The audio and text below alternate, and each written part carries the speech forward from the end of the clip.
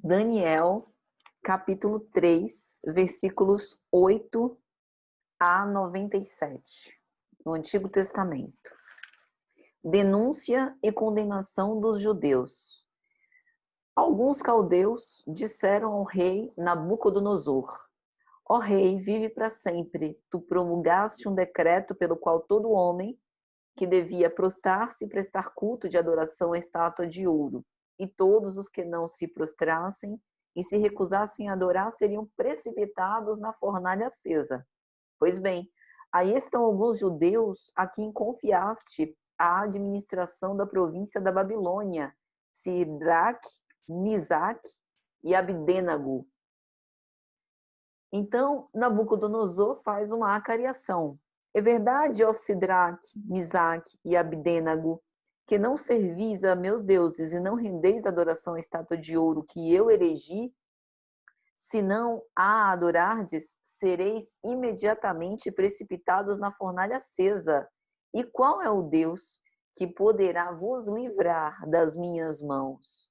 Em resposta, eles dizem: Nosso Deus, a quem servimos, tem o poder de nos livrar da fornalha acesa e nos livrará também da tua mão, rei.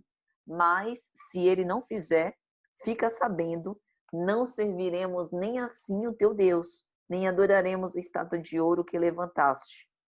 E então, Nabucodonosor, o rei, deu ordem para que se aquecesse a fornalha 7 vezes mais do que de costume.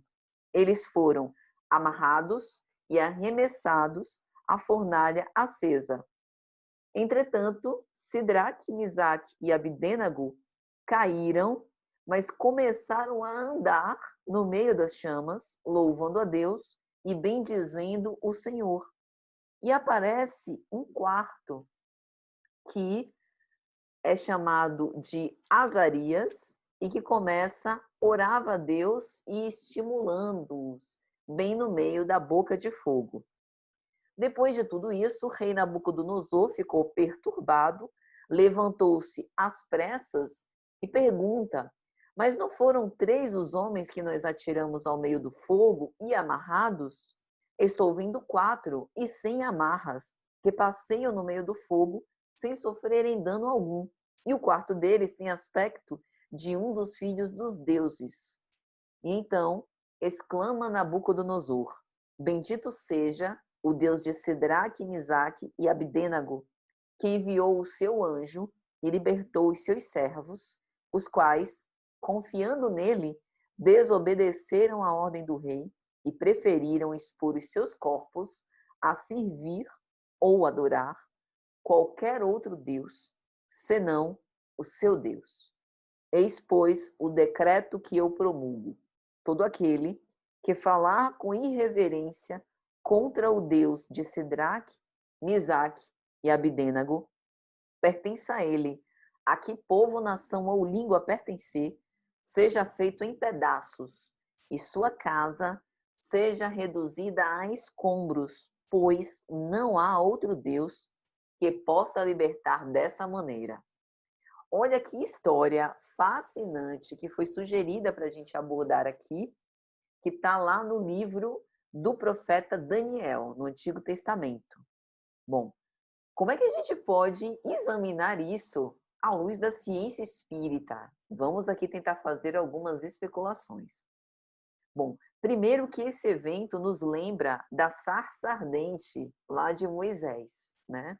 E aí a primeira especulação que a gente poderia fazer: se não promove danos materiais, ou seja, se esses 3 foram para o meio do fogo e não tiveram nenhuma lesão física e eles estão encarnados, é porque o fogo talvez não fosse também de origem física. Mas isso não é o caso, porque Nabucodonosor realmente dá ordem para atearem fogos e o fogo era fogo mesmo, né? Tal qual a gente conhece. Então, não dá para ter nenhuma interpretação simbólica do fogo. O fogo realmente ardia em chamas e qualquer corpo ali lançado, necessariamente, né, teria que comburir, que pegar fogo, e no caso do corpo humano, lesões orgânicas fatalmente aconteceriam. Mas como explicar esse dito milagre? Porque em A Gênese a gente aprende que o milagre tem uma explicação científica espírita. Então a gente recorre ao capítulo 14 de A Gênese, os fluidos. Bom, a primeira coisa que a gente deve observar é o seguinte: quando Kardec fala no item 29 sobre catalepsias e ressurreições, ele vai dizer assim: a matéria inerte é insensível, o fluido perispiritual o é também, mas é ele quem transmite a sensação ao centro sensitivo, que é o espírito.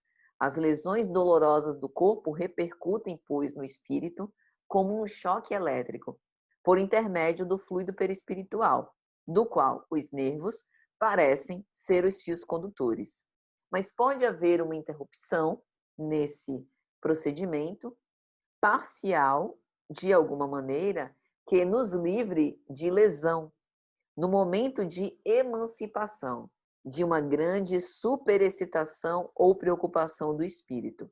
Nesse estado, o espírito não pensa mais no seu corpo, ele atrai a ele o fluido perispiritual, que, se retirando da superfície, produz uma insensibilidade momentânea. É assim que se pode explicar a insensibilidade dos convulsionários e de certos mártires. Então, essa seria uma primeira explicação para este fato dos 3 lançados às chamas não terem sentido dor. Aqui a gente está falando primeiro da insensibilidade, né? A doutrina espírita nos explica que em estados de emancipação, né, tomados por esta profunda inspiração e sintonia, né, com o Espírito Santo, eles podem realmente terem se tornado insensíveis à dor, e a explicação é a mobilização desse fluido perispiritual, que pode, inclusive, implicar numa modificação molecular temporária. Mas isso não explica o fato deles não terem tido o seu corpo pegado fogo. Então, se o fogo era físico, por que que o corpo não pegou fogo quando eles foram imersos nas chamas, né? Lançados nas chamas e amarrados? Ainda tem essa. No mesmo capítulo 14, os fluidos, a gente parte agora para uma outra especulação.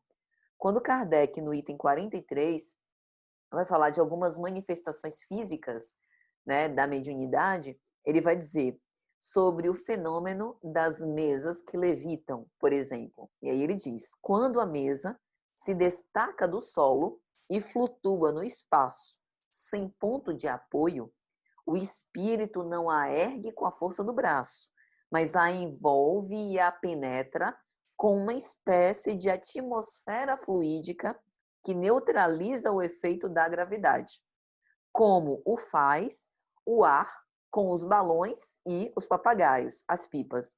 O fluido com a qual ela está penetrada lhe dá momentaneamente uma leveza específica maior. Então aqui a gente já começa, pelo menos, a lançar uma hipótese que pode explicar esse fenômeno que ocorre com os 3 aqui narrados pelo profeta Daniel. Por uma ação, a gente vê aqui que tem a presença do anjo, de um espírito de escol sublime, né? Isso mobilizou psiquicamente o fluido universal, de modo que essa criação da atmosfera fluídica pode ter levado eles para deslocado eles, né, fisicamente, para longe do efeito das chamas, e aí do fogo físico. Isso poderia explicar o fato de, mesmo eles aparentemente estarem no meio das labaredas, não terem se queimado, como se houvesse mesmo uma espécie de redoma fluídica que lhes protegesse do efeito das queimaduras e etc, né? Então, essas são as explicações, as hipóteses que nós levantamos para poder esmiuçar essa belíssima passagem do Antigo Testamento.